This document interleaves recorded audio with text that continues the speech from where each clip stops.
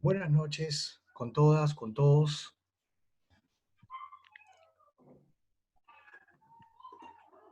Bueno, bienvenidos, bienvenidas. Mi nombre es Estuardo Yacolca Melis. Eh, Soy director del Centro Peruano de Psicoterapia Integral y tengo el agrado de poder eh, recibirlos como público, como participantes. Les agradezco de antemano su interés a este ciclo de conferencias que hemos diseñado con el equipo del centro como parte de las celebraciones por el Día del Psicólogo Peruano, el día de mañana. Entonces, Diana me acompaña como moderadora. Ella es interna y parte del equipo de proyección social del centro.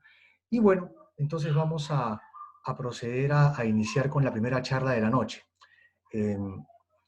Yo he decidido centrarme hoy en el tema de familias. Lo que vamos a compartir el día de hoy es el tema de psicoterapia, psicoterapia gestal y neurosis en la familia. El término neurosis es un término muy usado en el ámbito clínico, incluso presente en los manuales de diagnóstico, y inspirado, por supuesto, en el paradigma psicoanalítico, que ha sido como que el fundamento principal para el desarrollo de las clasificaciones nosológicas, de las clasificaciones diagnósticas. Pero vamos a ver que hoy, desde la terapia gestal, el término neurosis, vamos a entenderlo desde otro enfoque, desde otra mirada, más propia y más relacionada con los fundamentos teóricos y filosóficos del enfoque gestáltico. Para entender lo que es la neurosis, en primer lugar vamos a coincidir todos que lo neurótico tiene que ver con una experiencia ego-distónica, es decir, con algo que resulte incómodo para quien la vive. No es una experiencia egosintónica en la cual me siento coherente, congruente, en sintonía con esto que me ocurre. Desde lo egodistónico, más bien lo que percibo es malestar. Y por supuesto la neurosis podemos entender la neurosis desde una experiencia individual. Hoy vamos a poder entenderla un poco, o pretendo compartir eso, de una experiencia colectiva, familiar. Si hay algo que puede explicar de alguna forma a qué nos referimos con neurótico, tiene que ver con la dificultad para poder adaptarme al cambio o para poder aceptar la invitación al cambio cuando las circunstancias en la familia me lo están ya señalando. Uno de los autores gestálticos que se ha abocado más al tema del trabajo con familias y con parejas es el doctor Joseph Zinker, ¿no? Él pertenece a la segunda generación de gestálticos. Y Zinker nos comparte dos frases que nos ayudan mucho a entender a qué nos referimos con lo neurótico, ¿no? Eh, la habilidad de una familia para cambiar en el tiempo es vital para su salud. Las soluciones de ayer no funcionan hoy porque los eventos de hoy son novedosos. Entonces, lo primero que vamos señalando aquí es una familia que tiene dificultades para poder animarse a hacer modificaciones, a hacer cambios, como lo coloco arriba, a evolucionar. El cambio se lleva a cabo día a día, no es algo que esté cronogramado, porque las circunstancias en muchos casos son impredecibles. Cuando las soluciones nuevas no emergen, entonces las familias caen en serias dificultades. En Gestalt validamos muchísimo un concepto denominado ajuste creativo. Esta capacidad de poder adaptarnos, de poder ser flexibles para poder resonar con los cambios, con los giros que las circunstancias en la vida me van presentando sin previo aviso y sin consentimiento también de parte mía. Entonces, lo neurótico tiene que ver en primer lugar con esto, con una postura rígida.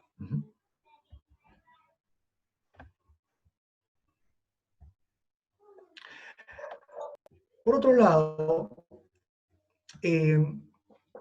si bien es cierto, la psicoterapia en su momento se centró principalmente en el trabajo individual,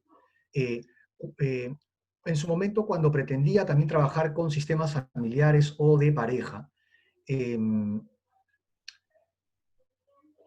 pretendía trabajar con estos grupos manteniendo la pauta individual, ¿no? Por ejemplo, trabajando con la pareja por separado.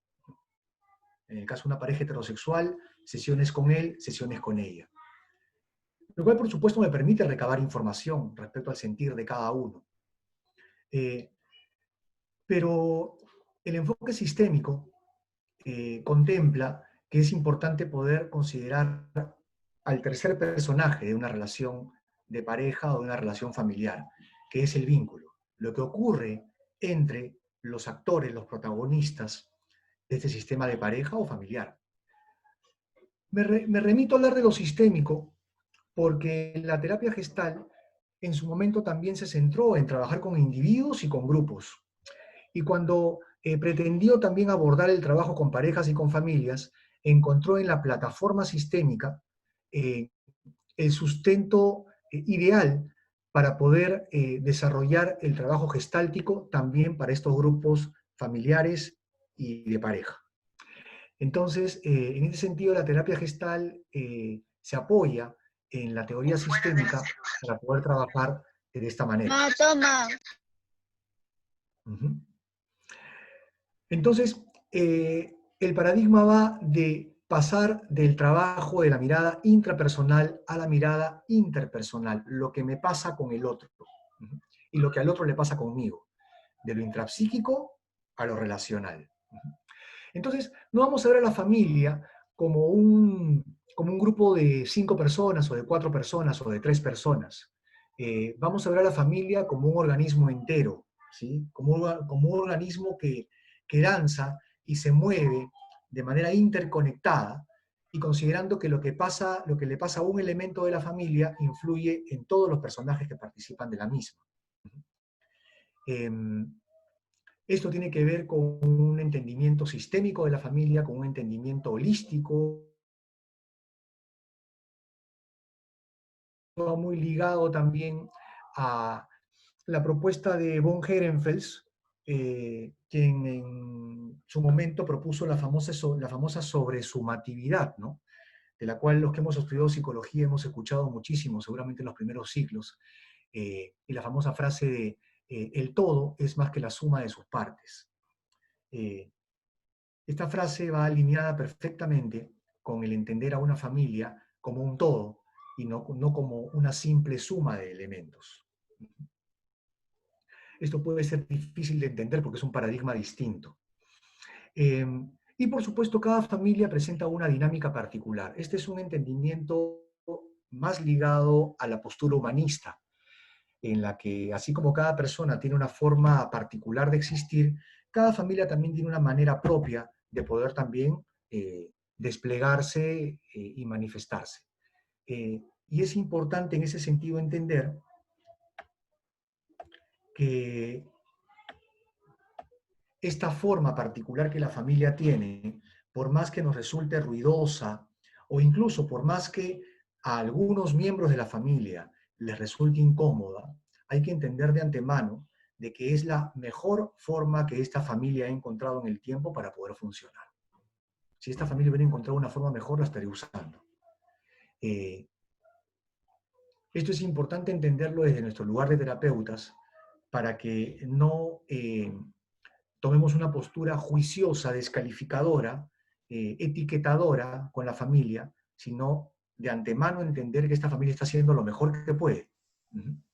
Y que en el tiempo este estilo que tiene frío, poco afectivo, o con pocos límites, o incluso violento, es la forma que ha encontrado para poder resolver algo que sí viene ocurriendo de fondo.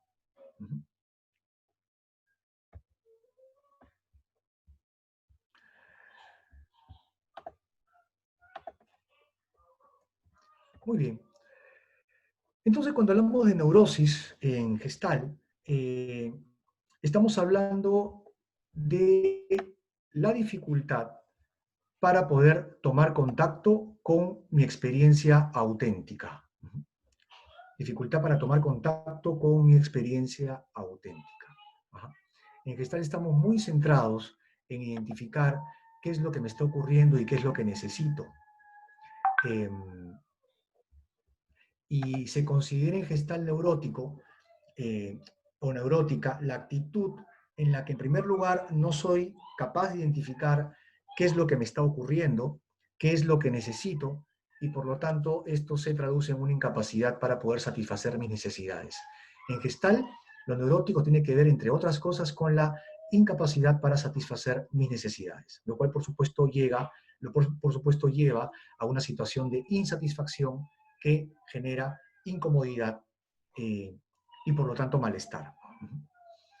Eh, entonces, la actitud neurótica impide poder satisfacer mis necesidades, y cuando no satisfago esto, mi necesidad de expresión, mi necesidad de afecto, mi necesidad de poder reclamar, de poder pedir algo que yo requiero, de poder expresar mi punto de vista, de poder elegir una forma de vida que considero que es más acorde a mi naturaleza, cuando esta insatisfacción se genera, entonces el correlato nos lleva a mirar síntomas. Síntomas psíquicos o síntomas incluso psicosomáticos, ¿no? Había mencionado que lo neurótico está considerado como ajustes creativos, es decir, son las formas que la persona o la pareja o la familia han encontrado para poder lidiar con las situaciones, ¿no? Es interesante, por ejemplo, ver cómo alguien, por ejemplo, que en su momento estuvo expuesto a bullying, desarrolle como ajuste creativo una manera mucho más eh, distante de relacionarse con los demás, con mucha suspicacia, con mucha desconfianza, o incluso con una actitud defensiva que se detona rápidamente en cuanto percibo la más mínima sospecha de ataque. Esto es un ajuste creativo.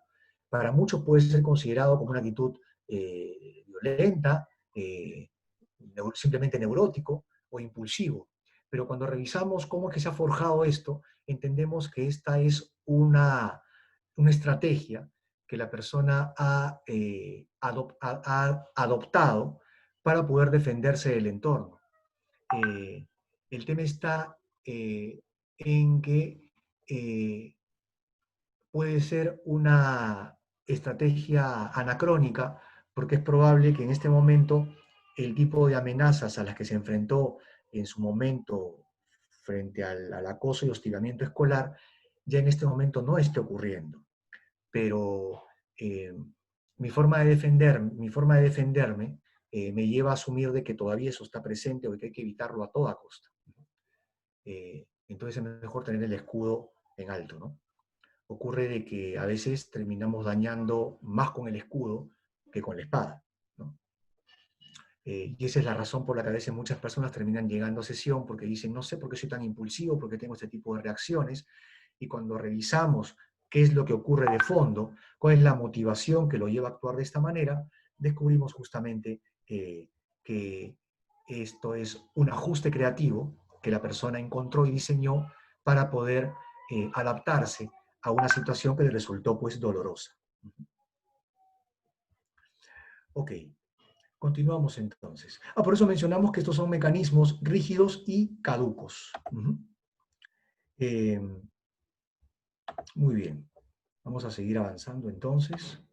Ajá, ok, sí, me están diciendo por aquí.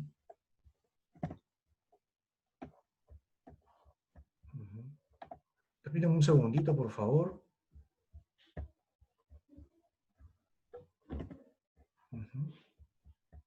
Pero aquí, perfecto, ya estamos entonces. Muy bien. Entonces mencionaba de que estos mecanismos neuróticos surgen de una intención dirigida a obtener algo o a evitar algo, ¿no? Un poco redondeando la idea que estaba compartiendo con ustedes sobre qué es lo que consideramos como neurótico. Lo neurótico, así como en el psicoanálisis, hay una serie de mecanismos de defensa En Gestalt también mencionamos una serie de mecanismos que denominamos mecanismos neuróticos o resistencias. También los denominamos pérdidas de funciones, pérdidas de la función del yo o mecanismos de evitación. Y tenemos una lista interesante de nombres, ¿no? La introyección, la proyección, la retroflexión, la deflexión, la confluencia, la proflexión, la fijación, la desensibilización, eh, cada uno con una particularidad y cada uno describiendo el ajuste creativo que en este caso el neurótico diseñó para poder a su manera adaptarse al ambiente. Si bien es cierto, estos mecanismos han sido estudiados como un fenómeno individual, como algo que le ocurre a cada uno, eh, lo cierto es que cuando empezamos a mirar esto a nivel familias, empezamos a entender de que esto no se convierte solo en un síntoma personal, sino que se convierte en un síntoma grupal, colectivo, que no solamente hablamos de una persona que esté introyectada, hablamos de una familia que esté introyectada. No solamente hablamos de una persona que es eh, eh, que deflecta, hablamos de una familia que deflecta. Y eso es lo que vamos a ver un poquito ahora. Eh, no voy a mencionar todos los mecanismos neuróticos de la Gestalt por cuestiones de tiempo, pero he elegido algunos que considero para mí los más representativos y los que podrían ser más útiles hoy para mi, compartir con ustedes. Muy bien, entonces,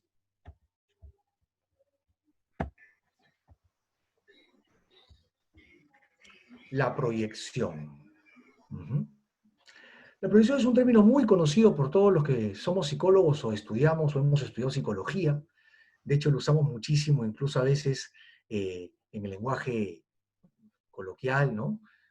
Oye, deja de estar proyectando tus cosas en mí, ¿no? Por ejemplo. Entonces, desde una mirada individual, desde una mirada personal, la proyección la entendemos como este mecanismo que uso para no reconocer algo que es mío, no reconocer algo que es mío, y proyectarlo en el otro, ¿no? Ponerlo en el otro. Es más fácil mirarlo en el otro que reconocerlo en mí. Esto, por ejemplo, siempre, mayormente cuando dicto estas charlas o cuando lo dicto dentro de la formación en gestal que tenemos en el centro, siempre me remito al ejemplo idiosincrático que tenemos como cultura, por ejemplo, en el Perú, ¿no?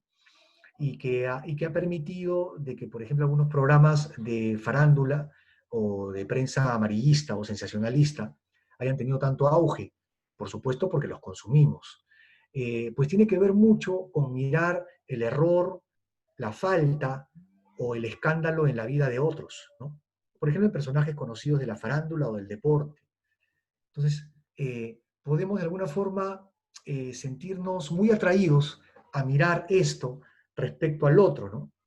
Que si, que si se emborrachó, que si manejó sin brevete, que si violentó a alguien, que si estaba sobornando a alguien, eh, y que si lo vieron entrando a un hotel con otra persona.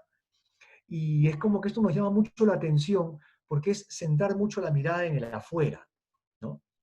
Eh, y que incluso si podemos empezar a revisarnos a nosotros mismos, podemos darnos cuenta de que muchos estamos expuestos a que nos ocurra también ese tipo de situaciones. Pero mirarlo afuera resulta mucho más cómodo y mucho menos confrontador conmigo mismo.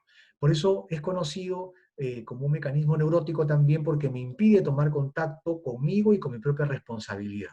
Entonces me quedo mirando esto afuera. He ahí la frase que aquello que me incomoda mucho del otro, en el fondo es lo que más me incomoda de mí. Cuando proyecto, también tiendo a generar supuestos e imaginarios respecto al otro. Entonces, cuando el otro hace algo o la otra hace algo, ¿no?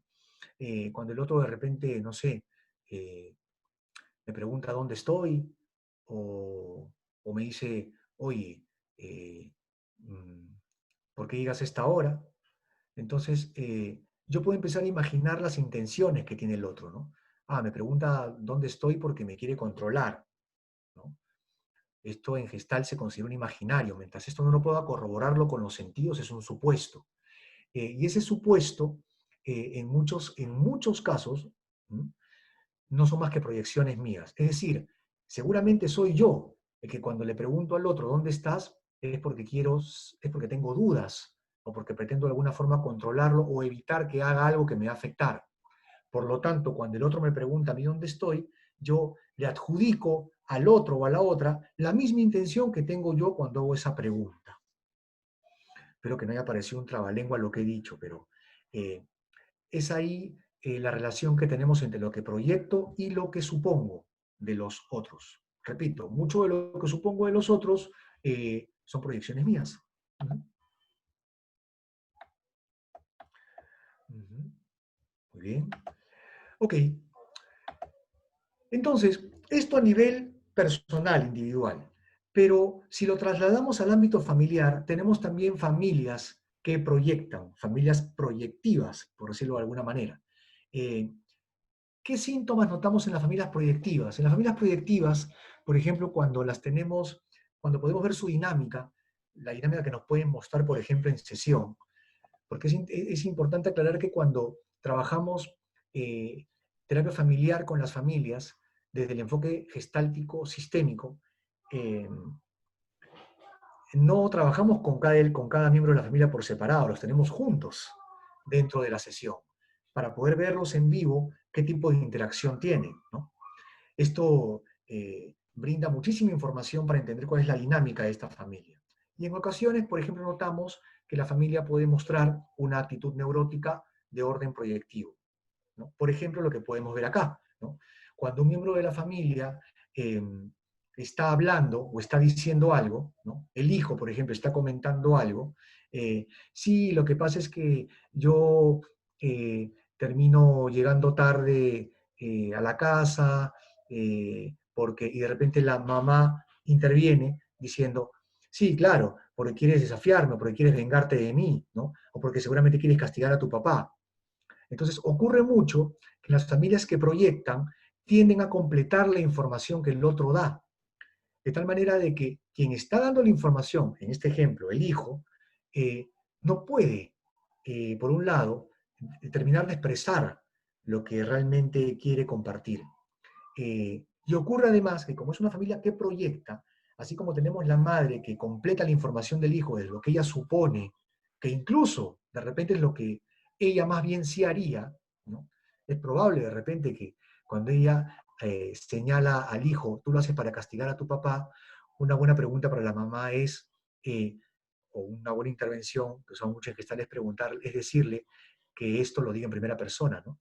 Por ejemplo, yo, esposa, quiero castigarlo a él, ¿no? A mi esposo.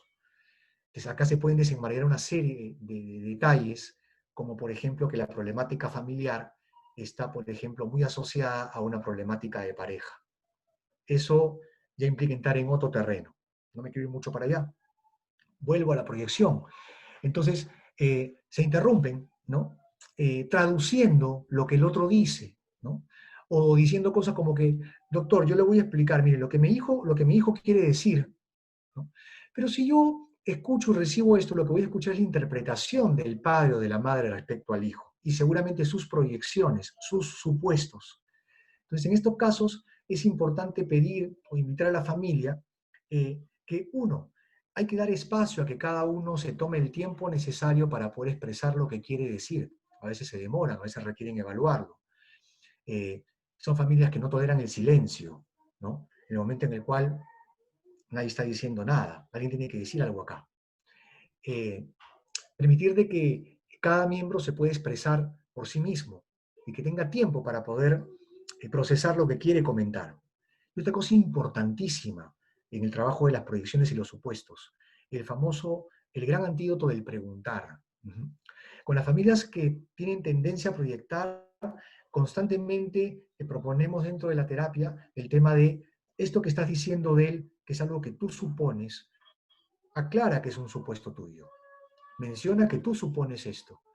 y además te invito a que también le preguntes al otro si lo que tú supones es cierto. El ejercicio de preguntar es una pauta, una herramienta que puede resultar muy reguladora para las familias que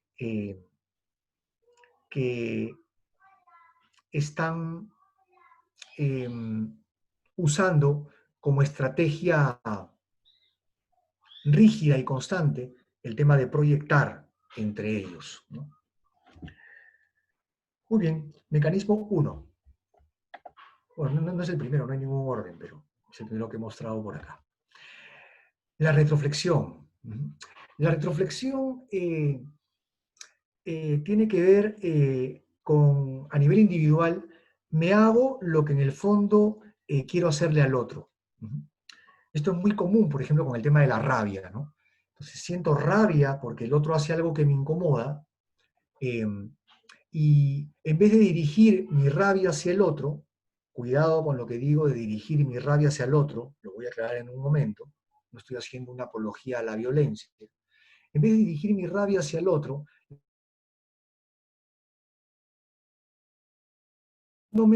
y evitando reconocer que probablemente no estoy de acuerdo con el otro, o evitando reconocer que lo que el otro me hace es algo que de verdad me incomoda. Entonces, la energía está dirigida hacia el otro, ¿no? Como por ejemplo la rabia, la dirijo hacia mí mismo. Y esta actitud retroflectiva es muy comúnmente conlleva a síntomas psicosomáticos, ¿no? Gastritis, cefaleas, migrañas, eh, problemas respiratorios, asma, por ejemplo, entre otros. Eh, Tenemos familias también que retroflectan. Eh, Aquí quiero comentar el tema de la ira, antes de olvidarme. Cuando yo menciono el tema de poder expresar mi ira, mi rabia, mi cólera, eh, no estamos señalando con esto la rabia o la cólera que está dirigida a destruir, sino la rabia o la cólera que me está indicando que hay algo que me está molestando y me está invitando a resolver esto que me molesta, ¿no? La rabia que puedo usar para poder empoderarme y dirigirme al otro y decirle, esto que tú haces no me gusta. O la rabia que puedo usar para dirigirme al otro y decirle, no estoy de acuerdo. O decirle simplemente, no, no quiero. O la rabia que puedo usar para poder decir al otro, sí quiero. Este es mi punto de vista y yo estoy conforme con esto que pienso. Fíjense que a pesar de que menciona el término rabia o cólera, no necesariamente va asociado a una expresión violenta, sino a un respaldo energético, ¿sí? Como un autoapoyo para yo poder tomar una posición frente a algo. La energía que yo uso para poder tomar posición frente a algo no es la tristeza, no es la alegría, no es el miedo, es la rabia. Entonces, aquí es muy interesante mencionar lo que el doctor Norberto Levi comenta, por ejemplo, en su libro La sabiduría de las emociones, la diferencia entre la rabia que destruye y la rabia que resuelve. Un punto muy importante y que culturalmente como sociedad hemos confundido. Cuando hablamos de la familia entonces que retroflecta, hablamos de una familia justamente que retiene las emociones. Porque, punto importante, yo he dado el ejemplo de la rabia, pero también puedo retroflectar con otras emociones como el afecto. Entonces, por ejemplo, yo quiero expresar mi afecto, ¿no? Pero me impido brindarlo, me impido ofrecerlo. Es algo que me trago y me lo quedo para mí. Entonces, las familias que retroflectan son familias que evitan expresar o manifestar sus emociones. Evitan manifestar tal vez la alegría, evitan manifestar el miedo, evitan manifestar la rabia o evitan manifestar, por ejemplo, la pena eh, o el afecto también. No digo que todas juntas, pero probablemente tienen tendencia a evitar cierto tipo de emoción, ¿no? Y, estos estilos están movidos de fondo por otro mecanismo neurótico que se llaman los introyectos, de los que luego voy a hablar, ¿no? Es decir, creencias que tienen que ver como, por ejemplo, que decir, decir que estoy triste o compartir mi tristeza es una señal de debilidad o de cobardía, o si te pones triste, acá todos nos vamos a poner tristes y nos vas a afectar o nos vas a perturbar, por favor, mantengamos las formas, ¿no? O el miedo, ¿no? En esta familia no está permitido el tema de sentir miedo. El miedo es considerado como un acto cobarde, ¿no? O es el tema de desesperarte. Y por supuesto esto no se comenta de forma explícita, no es un cartel puesto en la sala de la casa que digan nosotros los Gómez no sentimos miedo, pero sí es algo que se va generando la interacción en el día a día. Alguien por ahí dice me siento ansioso, tengo un poco de temor con esto de que voy a tener que dar una exposición o con esto de que tal vez voy a perder el trabajo ahora en la cuarentena. Y hay respuestas de parte del entorno familiar como que, no estés pensando en eso, tú siempre pensando en tonterías, no te enganches con esas cosas. Oye, todo va a estar bien, ¿no? Entonces no hay espacio para poder poner sobre la mesa esta emocionalidad que estoy sintiendo. Y esto obviamente es una pauta que la familia usa incluso también con los pequeños, con lo cual ya se va forjando todo un estilo intergeneracional sobre cómo expresar o en todo caso no expresar las emociones. Por eso con las familias retroflectivas lo que hacemos en las intervenciones, entre otras cosas, es invitarlos a expresar lo que sienten, ¿no? Generarles un espacio seguro dentro de la terapia para que puedan expresar lo que sienten. Su miedo, su cólera, su tristeza, su alegría, su amor, su afecto, su agradecimiento, su reconocimiento, su aprecio. Esto, esto.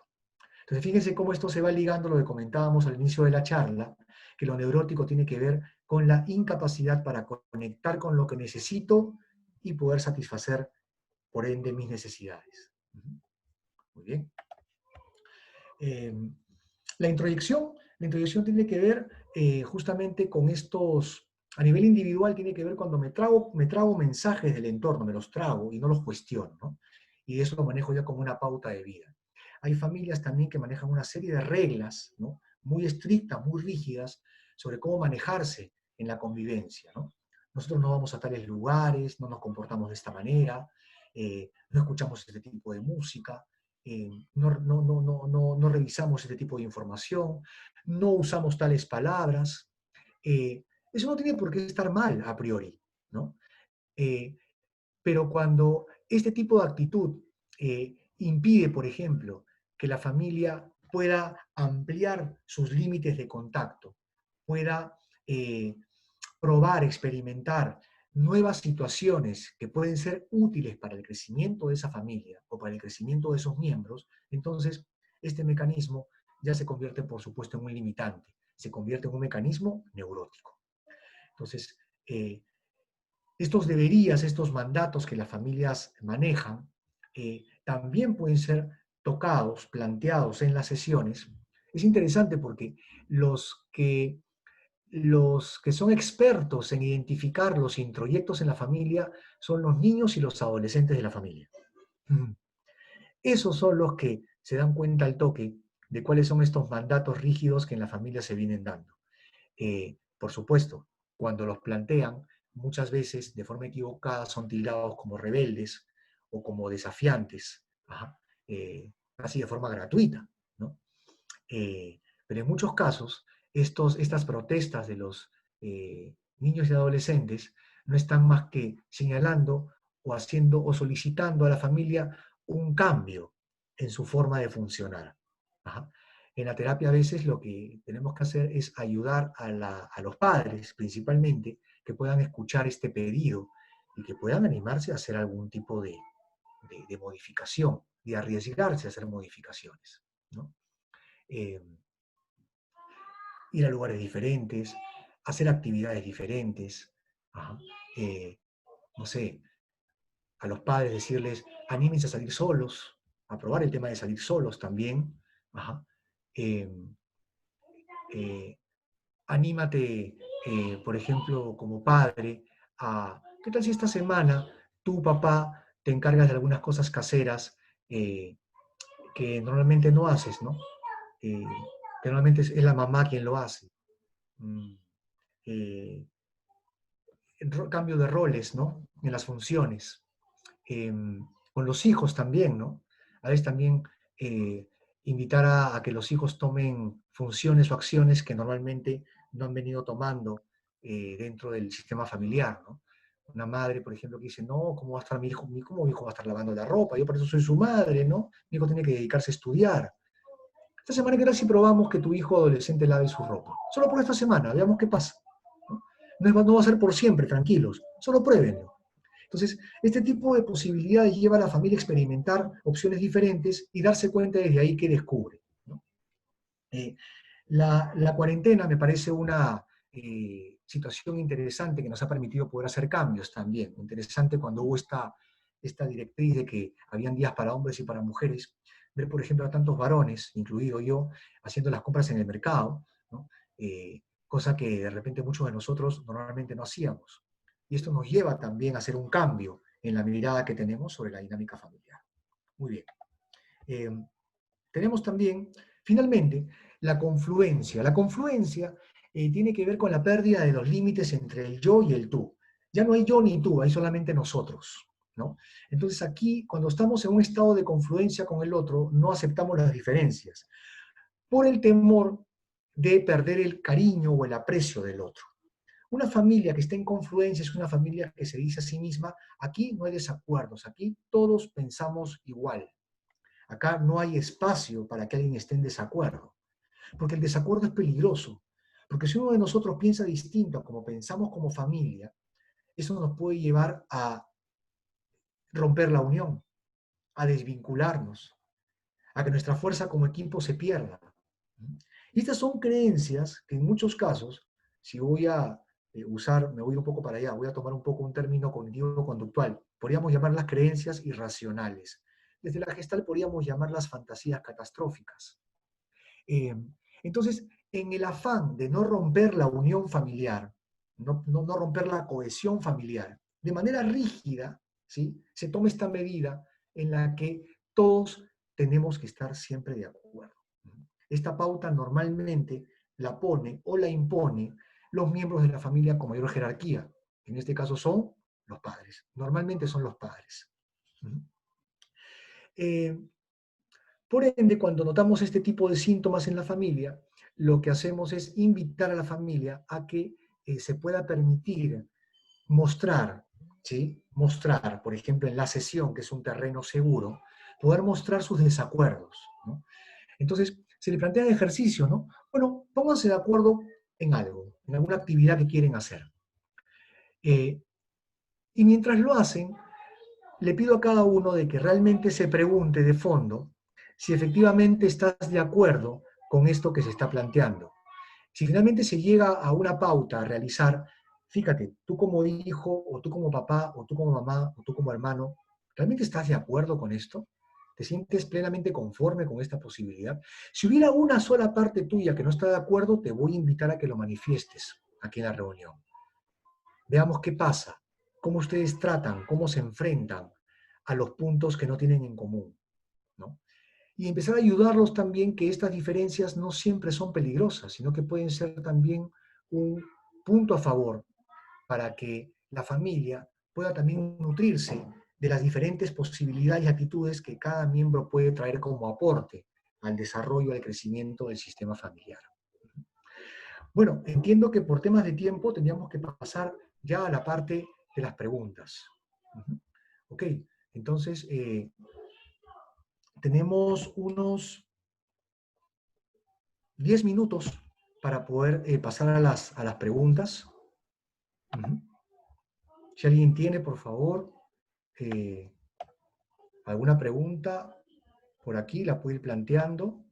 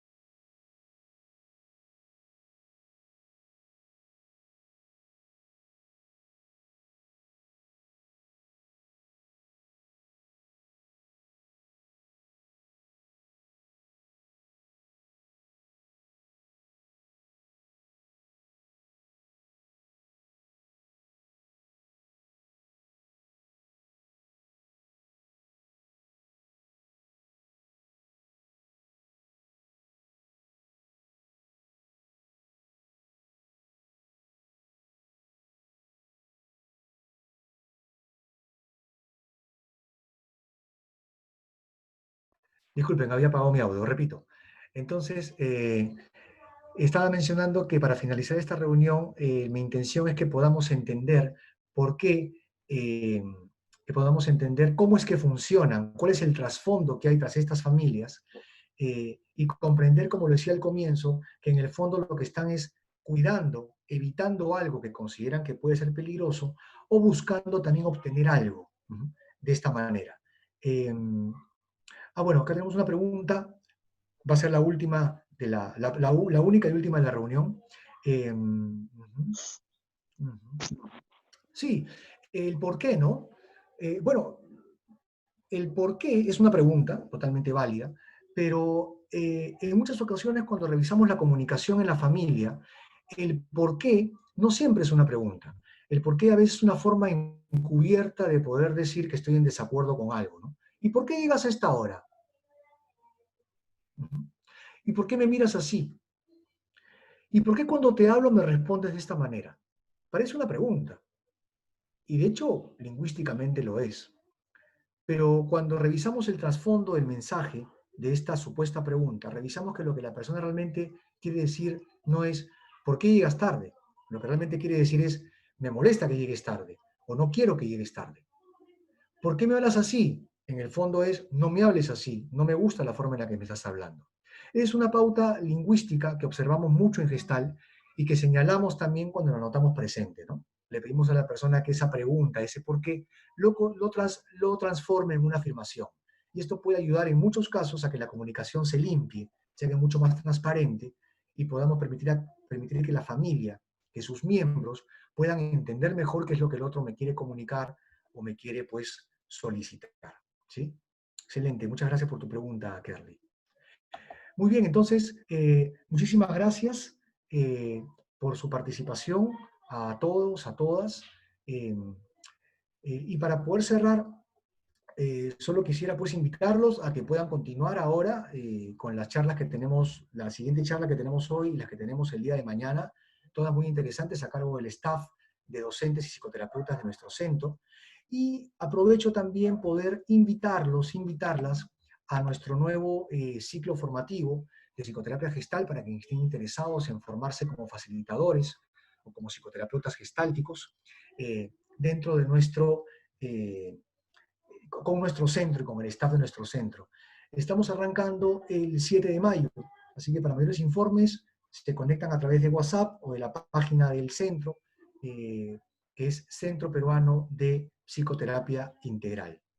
Bueno, muchísimas gracias a todos por su presencia y los invito ahora en unos 10 minutos a continuar con la charla de mi colega la licenciada y psicoterapeuta Ana Cecilia Sáenz con el tema de sueños, que como ella, es un tema, como ella nos comenta, es un tema apasionante. Muchísimas gracias, buenas noches con todos, cuídense mucho y gracias por su participación. Nos vemos.